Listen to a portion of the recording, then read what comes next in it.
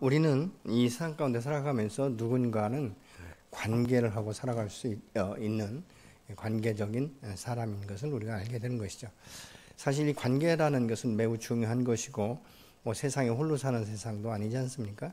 내가 누구를 만나느냐에 따라서 내 인생과 내 이 삶의 이 터전, 또 삶의 소망, 또 이 계획, 이 모든 것들이 이 다르게 변화되는 것들을 우리의 삶 가운데 보게 된 것이죠. 그래서 내가 누구를 만나느냐는 내가 어떤 삶을 살아갈 수 있는가를 판가름하는 하나의 계기도 되게 되는 것이죠. 그렇기 때문에 사람을 잘못 만나게 되면 자신의 전 인생을 사실은 털리게 되기도 하고, 또 잃어버린 삶을 되찾는 경우도 굉장히 많이 우리가 볼 수 있게 되는 것이죠. 마가복음 2장 1절 이하에 보면 한 중풍병자가 좋은 친구들을 두었기 때문에 예수님께서 한 집에 계시다는 것을 알고 그 사람을 이 상에 달아서 4명이 올라와서 너무 많은 사람들이 있기 때문에 예수님이 계신 그 지붕을 뚫고 상에 달아 내릴 때 예수님께서 이렇게 말씀하죠. 그들의 믿음을 보고 라고 말씀하세요. 그러니까 환자의 믿음을 보는 것이 아니라 그들의 믿음을 보시고 치료했다라고 마가복음 2장 5절에서 이렇게 말씀합니다. 예수께서 그들의 믿음을 보시고 중풍병자에게 이르시되 작은 자야 내 제사함을 받았느니라 하시니. 죄송합니다. 그런데 오늘 본문에 보면 나면서부터 못 걷게 된 자가 계속적으로 사람들에 의해서 메어 오는데, 이 사람은 성전에 들어가기 위한 것이 아니라 성전 미문에 앉아서 구걸하기 위한 목적이다, 그 말이죠.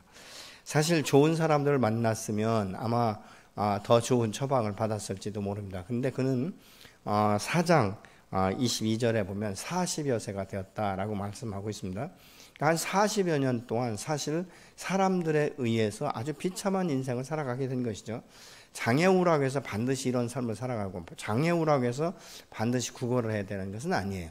아마 좋은 사람들을 만났으면 장애우이면서도 불구하고 자기 인생을 좀 똑바르게 살아갈 수 있는 그런 기회도 얻을 수 있었을 것이에요. 그런데 잘못된 사람들을 만나다 보니까 그들이 이용하는 목적은 그를 통해서 구걸하게 하고, 그 구걸한 돈을 서로 나눠 갖는 아마 이런 신세로 전락되었던 것 같습니다.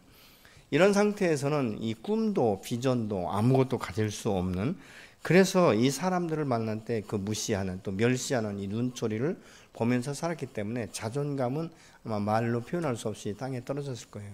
그러니까 사람을 바라보되 똑바로 바라보지 못하죠. 그래서 어쩌면 이 사람은 돈통만 바라보고 돈 떨어지는 소리를 듣고 감각적으로 얼마짜리인지 아마 느꼈을 수도 있는 것이죠. 스스로 아무런 능력이 없다라고 생각하고, 또 다른 사람도 이에 대해서 새로운 능력을 찾아줄 생각도 하지 않는 것이죠. 그러니까 이게 시간이 지나고 세월이 지나다 보니까 내 인생은 이렇게 살 수밖에 없는가 보다. 이 세상적으로는 내 팔자는 이렇게 구걸하면서 사는 것이 내 팔자인가 보다. 이렇게 팔자 탓하는 사람도 있는 것을 우리 주변에 볼 수 있지 않습니까? 사람을 똑바로 볼 수 있는 처지도 아니고, 그가 바라보고 소원하는 마음, 그것은 무엇입니까?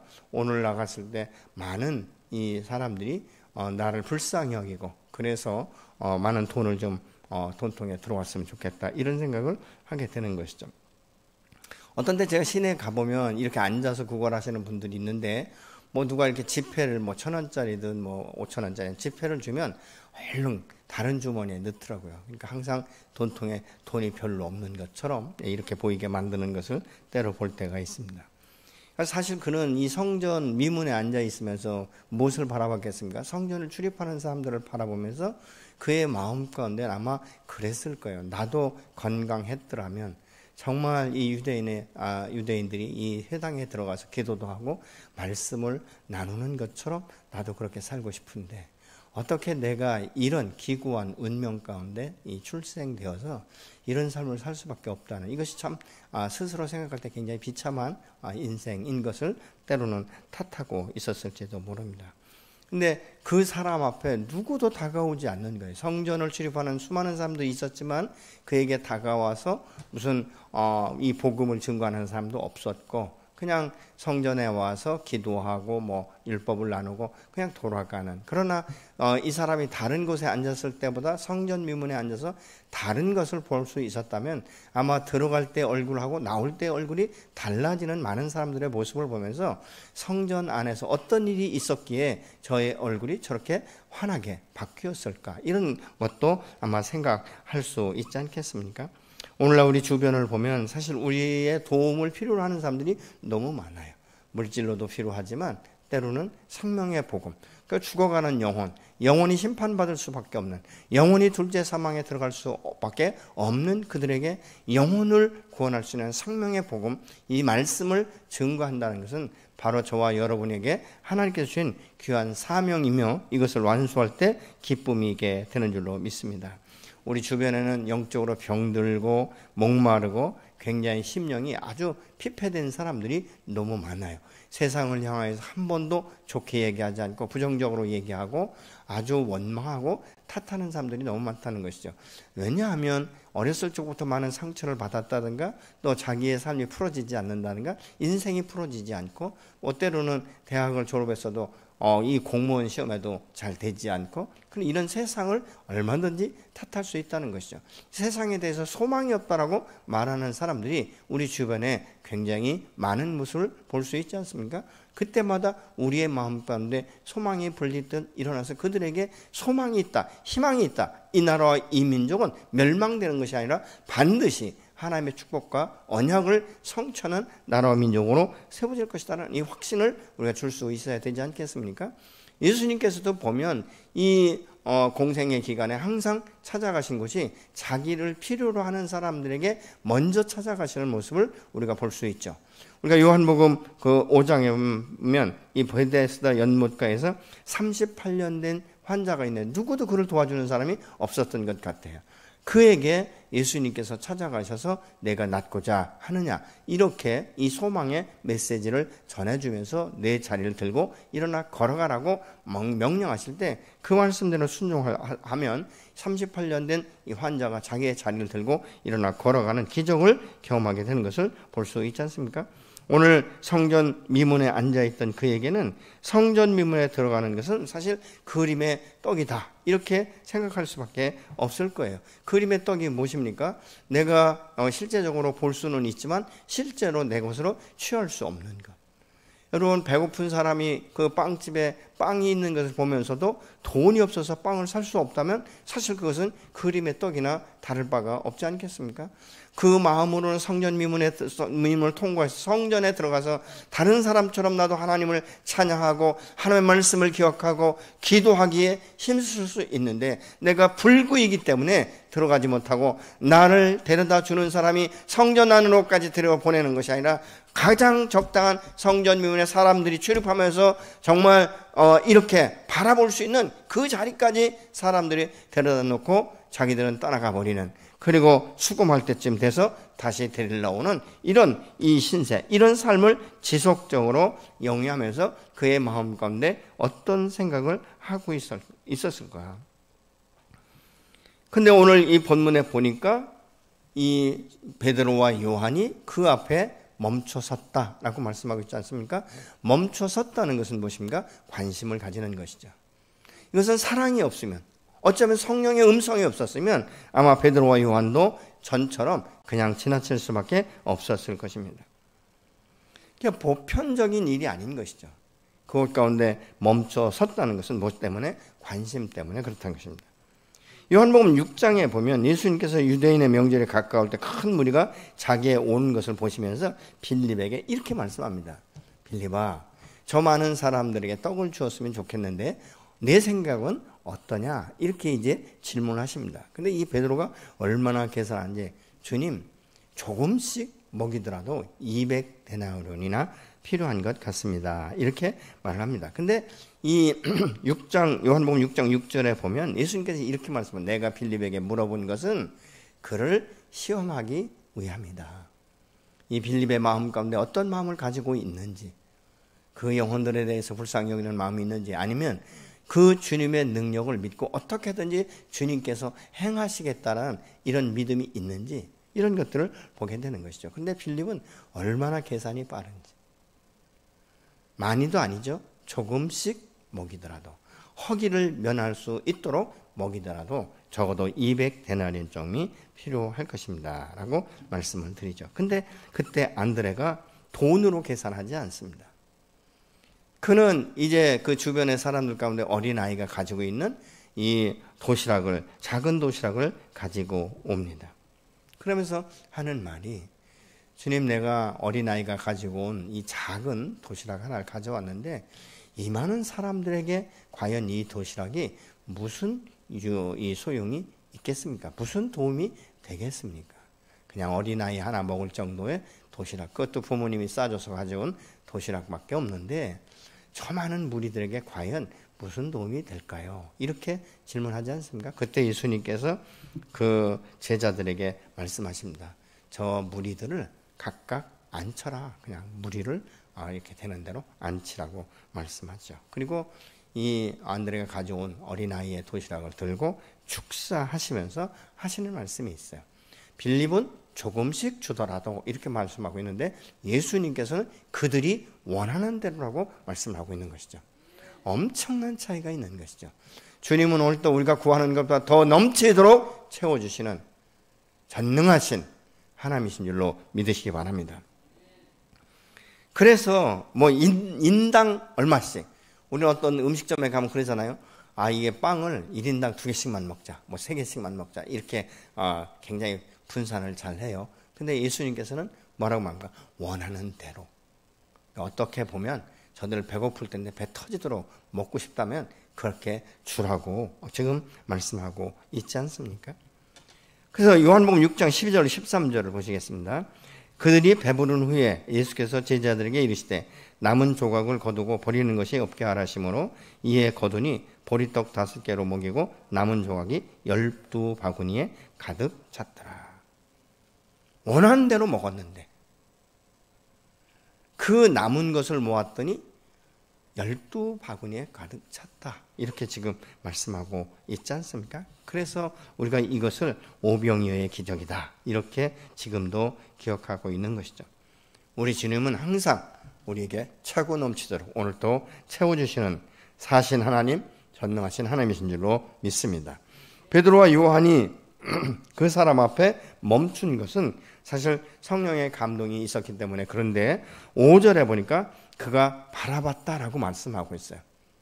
그러니까 멈춰 서서 이제 이야기할 때 그가 바라보는데, 이 원문상은 바라보다, 이 말은 원문상에 바라며 보다 이런 뜻이에요. 무엇인가 줄 것 같은 이 바람, 이것을 가져가요 바라보다. 그러니까 뭐예요? 그냥 건성으로 본 것이 아니에요. 그 전까지는요, 이 사람이 사람의 눈을 정면으로 볼 수 없었어요. 근데 여기서 베드로와 요한이 이야기를 하니까 탁 눈을 들어서 무엇인가 줄 것 같은, 그러면서 바라는 눈으로 바라본다. 이 말은 집중해서 바라본다라는 것입니다. 그래서 이 말은 에페코라는 헬라어인데 온 시선을 집중시키다 이런 의미로도 사용이 되면서 굳게 붙든다, 고수하다 이런 의미도 함께 포함되어 있는 것입니다. 그러니까 건성으로 바라보던 이 안진뱅이의 시선이 베드로와 요한에게 지금 집중된 것이죠. 집중해서 바라보는 그에게 6절에 베드로가 이렇게 말합니다. 이르되 은과 금은 내게 없거니와 내게 있는 이것을 내게 주노니 나사렛 예수의 이름으로 일어나 걸으라. 내게 있는 이것을 이라고 말씀하고 있죠. 여러분에게 있는 이것을 지금 우리 이웃에게 나눠줄 수 있다면 무엇을 나눠주실 수가 있겠습니까? 이웃의 필요를 여러분이 가지고 있는 이것을 통해서 채워줄 수 있다면 가장 여러분들이 손쉽게 할 수 있는 것이 무엇이겠습니까? 물질이 있는 사람들은, 여러분 물질을 흘려보내는 사람들을 보면요, 뭐 차고 넘쳐서 흘려보내는 사람들도 있겠지만 그렇지 않아요. 제가 보니까 가난을 경험했던 사람, 어려움이 뭔지를 경험했던 분들, 그래서 이 고난, 이 고통의 시간에 얼마나 그 마음이 힘들고 외롭고 정말 절망과 좌절 가운데 인간을 이해하는 사람들이, 저는 물질을 흘려보내고 또 다른 것들을 흘려보내는 것을 수없이 많이 봤어요. 교회 공동체도 마찬가지죠. 대형 교회라고 해서 다 흘려보내는 것 아니에요. 작은 교회라고 해서 못 흘려보내는 것 아닙니다. 목회자의 비전에 따라 물론 다르겠지만요. 이 기독교회에서 얼마나 많은 구제와 이 봉사, 이 섬김 이런 것들이 곳곳에서 얼마나 많이 일어나는지 몰라요. 작은 교회에서도 정말 더 작고 연약한 교회를 돕기도 하고 선교사들을 후원하기도 하고 그리고 또 때로는 물질로 섬겨야 될 이웃을 섬기는 경우가 굉장히 많습니다. 또 많다고 해서 다 섬기는 건 아니죠. 여러분 정말 우리 교회 안에서도 보면 이렇게 섬기시는 분들 보면 이름도 없이 빛도 없이 섬기는 분들이 너무 많아요. 그런 것들이 감사한 것 아니겠습니까? 근데 여기서 지금 이 베드로와 요한은 내게 있는 이것을 내게 준다. 이 말은 무슨 말입니까? 내가 있는 생명을 내게 지금 흘려보내겠다는 것이죠. 그에게 이제 이 전부는 지금까지 이 메시지를 줄 때에 내가 수많은 사람들에게 요구했던 은과 금이 아니라 내게 생명을 주시고 내 인생의 전환점을 주신 예수 그리스도 앞에 집중하라는 거예요. 베드로에게 집중하라는 말이 아니에요. 너의 시선은 물질을 주는 사람의 손끝에 있었지만 이제는 너가 집중할 분은 내가 아니라 바로 나에게 생명을 주시고 내 인생을 바꿔놓은 터닝 포인트가 되게 했던, 내가 과거에는 어부였었고 별로 배운 것도 없고 무식하고 세상 사람들로부터 별로 존중받지 못하고 인정받지 못하던 직업을 가지고 있었지만 내가 만난 예수를 만난 후에 내 인생이 변화가 되었고 부활하신 그 주님을 만나고 그 주님께서 말씀하신 대로 성령이 잎이 올 때까지 너희는 이곳을 떠나지 말라고 말씀하신 그 말씀을 기억하며 그 기다렸을 때, 기도하며 기다렸을 때 성령이 내게 임하셨는데 이 성령의 능력은 생명을 변화시키는 능력이다. 이것을 베드로가 알고 있었기 때문에 그에게 지금 말하고 있는 것이죠. 우리가 복음을 전할 때 나는 간 곳 없고 나에게 생명을 주신 예수 그리스도 그분을 전달하는 통로요 도구가 되어야 될 줄로 믿습니다. 많은 사람들이 주님 앞에 준 은사나 물질이나 이런 것을 가지고 생색내는 사람들이 너무 많아요. 그런 사람들을 보면 오래가지 못하는 것을 봐요. 여러분 은사를 주신 분은 하나님이세요. 물질을 주신 분 하나님, 건강을 주신 분도 하나님이신 거예요. 그러면 이것을 통해서 내가 누구를 드러내야 되는가? 내 자신이 아니라 나를 세우신, 나를 통해서 역사하시고 내게 생명을 주신 그 부활의 생명을 주신 예수 그리스도, 그분을 우리가 증거해야 될 줄로 믿습니다. 그래서 내 죄를 사하시고 새롭게 하신 예수, 내게 영원한 생명을 주고 하나님의 자녀가 되게 하신 그 예수 그리스도를 바라보라고 지금 말하고 있는 것입니다. 그러면서 그의 그 손을 베드로가 오른손으로 잡아 일으킵니다. 이게 순식간에 이루어지는 일이에요. 아마 이 40여 년이 된 안전뱅이는 자기가 일어날 것이라는 것은 꿈에도 생각 못했을 거예요. 왜냐하면 그의 마음과는 이미 모든 것을 포기해버렸거든요. 나는 죽을 때까지 이렇게 살 수밖에 없다. 내 인생은 이렇게 살다가 가는 것이 하늘이 정한 것이다. 그렇게 생각했을 것이에요. 그런데 베드로가 집중해서 보라고 말을 하면서 내가 가지고 있는 이것을 내게 주노니 나사렛 예수의 이름으로 일어나 걸으라고 하는 순간에 그에게 믿음이 들어간 것이죠.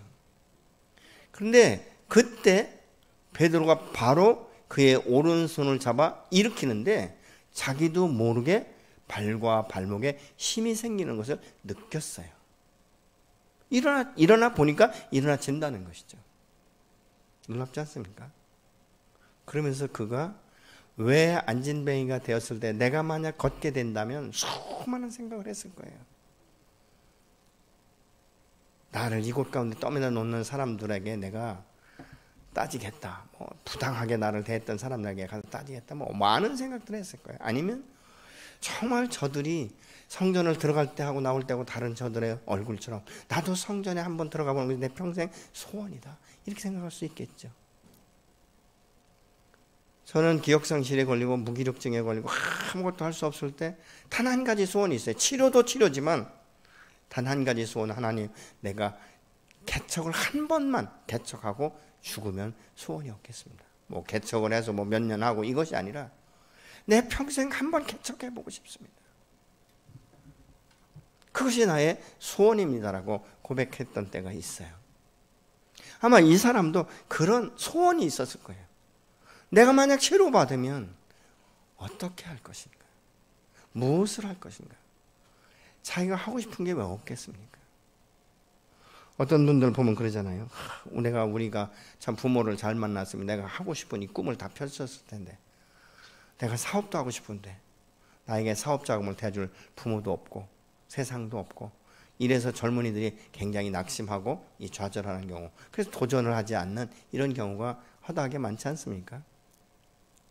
그동안 신과 마음껏 내 소망이 있었을 때 40여 년을 살다 보니까 어쩌면 그것이 그냥 하나의 그냥 꿈으로 생각했을지 모릅니다. 근데 발과 발목에 힘이 생겨서 일어나니까 그가 세상을 향하여 돌아가는 것이 아니라 성전으로 뛰어 들어가면서 걷기도 하고 뛰기도 하면서 하나님을 찬양했다라고 말합니다. 놀랍지 않습니까? 하나님을 찬양하는 일에 우선순위를 그가 가졌다는 것입니다. 그걸 보면 얼마나 그의 마음 가운데 성전을 치르고 하고 싶은 마음이 있었겠는가. 오늘날도 우리가 전도를 하다 보면 이런 분들이 있어요. 가끔은요.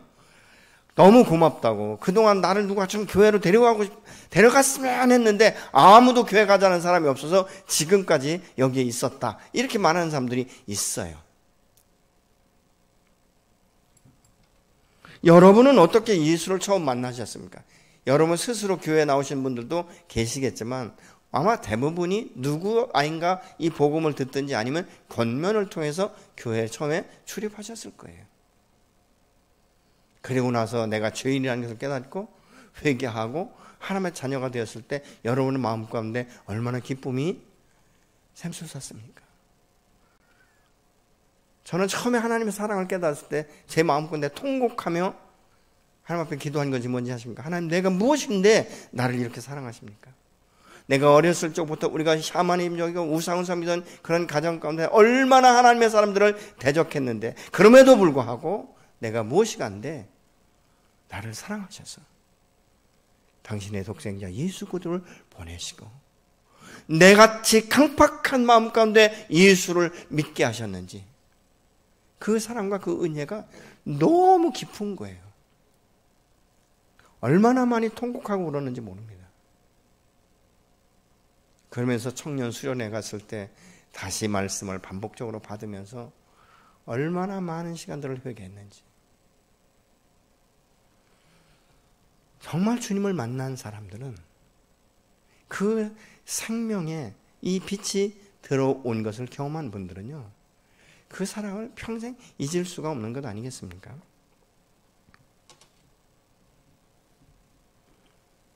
모든 시선을 자기에게 돌리는 것이 아니라 주님께로 초점을 맞추게 하는 이 베드로의 모습을 우리가 볼 수 있게 되는 것이죠.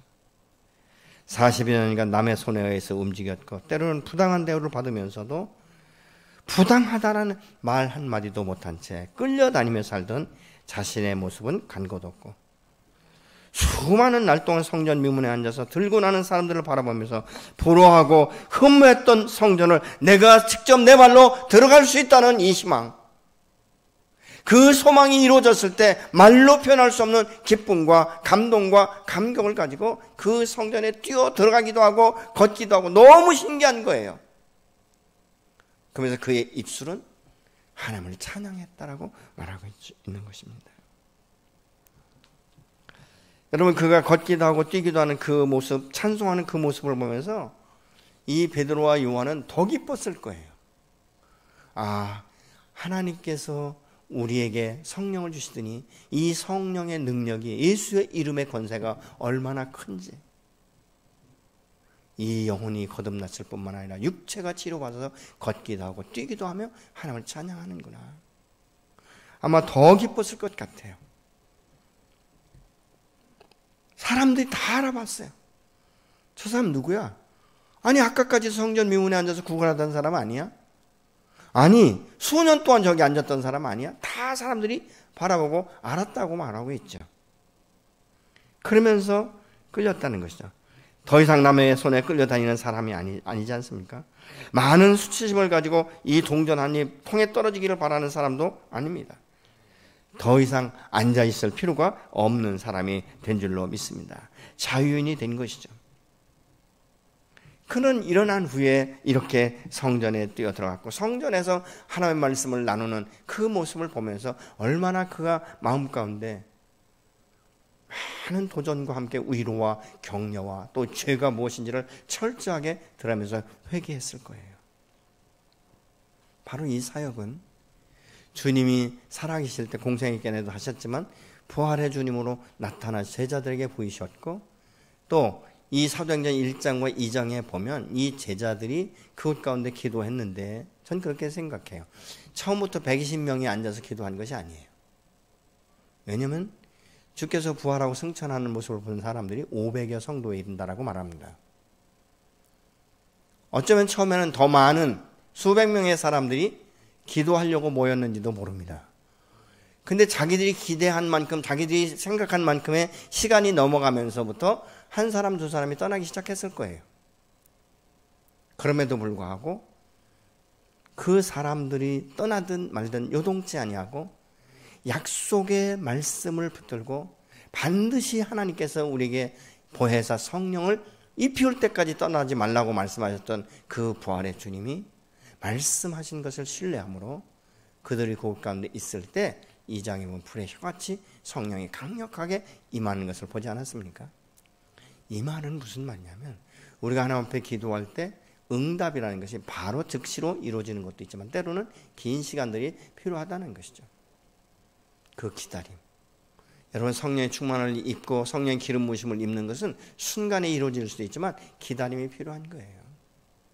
여러분이 기도하는 것을 그래서 중간에 포기하지 마시기를 예수는 부탁합니다. 기도는 이루어질 때까지 하나님 앞에 구하는 것이죠. 반드시 하나님이 이루세요. 전 그것을 확신하고 있어요. 내가 처음 청년 때 기도하던 이것들이 이루어진 것도 있지만 아직 이루어지지 않은 이것에 대해서도 언젠가는 하나님께서 반드시 이루실 것이라는 확신을 저는 가지고 있습니다.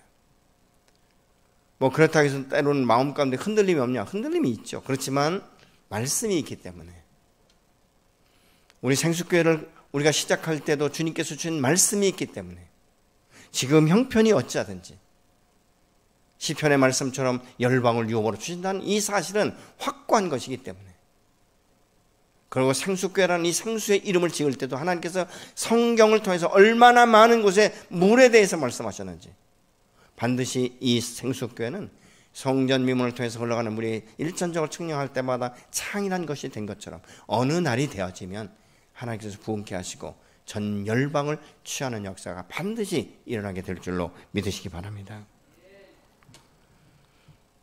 여러분 하나님의 사람들은 사람의 말, 세상의 방법, 현재 상황 여기에 얽매이시면 안 됩니다. 오히려 하나님의 말씀을 붙들고 그 기록된 말씀이 이루어질 때까지 우리는 주님 앞에 나가 믿음으로 선포하고 인내하는 그래서 내 힘으로 능으로 될 수 없기 때문에 성령의 도심이 필요하지 않습니까? 성령님 내게 정말 내가 인내할 수 있도록 나를 붙들어 주옵소서. 그렇게 간절히 기도하며 나갈 때 내 안에서 역사하시는 성령께서 반드시 우리를 붙들어 주시면서 우리가 기도한 대로 하나님의 말씀, 언약의 말씀이 반드시 저와 여러분을 통해서도 이루어지게 될 줄로 믿습니다. 여러분 하나님이 내게 주신 은사나 하나님이 내게 주신 어떤 물질 이것은 내 자신과 가족만을 위해서가 아니라 하나님의 영광을 위해서 사용되어질 때 더 풍성케 되는 줄로 믿습니다.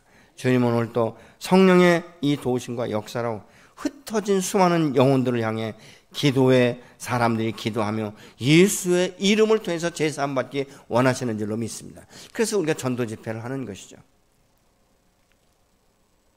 이 전도 집회를 통해서 우리가 지금 한 160여 명을 놓고 계속 기도하고 있지 않습니까? 여러분과 저의 입술을 통해서 이 중보되어지는 이들의 영혼을 하나님이 기억하실 거예요. 현재 우리가 눈으로 볼 수는 없지만 하나님이 기억하시고 하나님의 때가 되면 반드시 열매로 거두게 될 줄로 믿습니다. 그 거듭난 영혼들이 춤을 추며 하나님께 돌아와서 정말 내가 하나님을 만나게 하기 위해서 누구를 통해서 하나님께서 내게 복음을 증거했다라고 여러분 그들이 나중에 간증하게 될 때 얼마나 기쁘겠어요. 여러분, 여러분을 주님 전으로 인도한 그분들을 기억하십니까? 저는 지금 기억하고 있어요. 딱 두 사람 기억하고 있습니다. 제가 직장에 다닐 때 저를 교회로 인도했던 사람하고 교회에 갔을 때 저가 크리스찬답게 살아갈 수 있도록 처음부터 아주 기초부터 가이드해 줬던 그 형제. 평생 잊을 수 없을 것 같아요. 얼마나 이런 그 부분들이 감사한지 말이죠. 사랑의 빚진 자의 심정을 갖는 것이죠. 저는 그들의 영향을 받아서 제가 사무실에 근무할 때, 직장에 다닐 때 제 사무실에 있는 사람들을 복음화시키는 것이 목적이었어요. 그냥 뭐 뻑하면 가서 밥 사주고 커피 사주고, 어떤 땐 밥값보다 커피값이 더 비쌌어요. 옛날에는 칼국수 3,000원짜리 뭐 커피 한 4,000원짜리 먹으면서 계속적으로 이야기하고, 제가 그곳에서 퇴직할 때는 제가 있던 사무실에 직원들이 다 예수를 믿고 구원을 받았어요. 아주 한 사람 오랫동안 제가 기도하면서 이제 복음을 전한 사람인데, 그 사람은 아주 어렸을 적부터 반야신경을 밥 먹을 때마다 틀어놓고 살아서 반야신경을 10세 이전에 다 외웠다라고 말을 해요. 얼마나 그게 강한지. 근데 1년 되고 2년 되고 결국은 예수 믿기로 결정하고, 지금은 자기 집에서 모든 부모들이 지금도 여전히 식사할 때마다 반야신경을 틀어놓고 식사를 하기 때문에 어쩔 수 없지만 자기가 결혼하면 신앙생활 하겠다, 교회 나가겠다. 그래서 그 자매는요, 항상 성경책을 사무실에 놓고 다녔어요. 그러면서도 이 복음이 전하는, 증거되는 이 모습을 보면서 얼마나 기뻤는지 모릅니다. 오늘 본문에 보면 이 베드로와 요한은 이 안전뱅이를 향한 관심이 얼마나 많았는지 모릅니다. 그리고 시선을 집중하게 하고, 그 시선이 내가 아니라 우리의 생명의 구주 되시는 예수 그리스도, 그분께 초점을 맞추게 하시고, 내가 가지고 있는 이것을 내게 주노니, 그 생명의 근원 되시는 예수 그리스도, 그를 통해서 받은 이 성령의 능력으로 예수의 이름으로 선포할 때 그의 발과 발목에 힘이 생기고, 이런 걷고 뛰며 하나님의 전을 출입하면서 하나님을 찬양하는 이 모습을 바라볼 때 얼마나 기쁠까. 저를 전도했던 그 직장의 동료 자매가 지금은 사모로 귀한 사역을 합니다. 전에 한번 만났는데 그런 이야기 하더라고요. 나는 우리 강 목사님을 하나님 전으로 이렇게 인도한 것이 가장 지금 생각해도 너무 기쁘다, 이런 이야기를 하더라고요. 어떻게 보면 열매 아닙니까? 여러분은 어떤 열매를 가지고 있습니까? 우리가 예수 믿고 구원받은 것 매우 중요합니다. 그러나 나 하나로 족하면 안 되지 않습니까? 나를 통해서 가족 구원의 역사가 일어나야 되는 것이고, 그리고 나의 이웃과 나의 직장, 이 공동체 안에 생명의 빛으로 여러분 생수의 강을 흘려보내는, 그래서 그들이 예수 믿고 거듭나서 또 다른 자들에게 복음을 증거할 수 있는 자로 세워지는 것, 이것이 주님께서 저와 여러분에게 맡겨진 사명이며 우리에게 생명을 주신 목적인 줄로 믿습니다.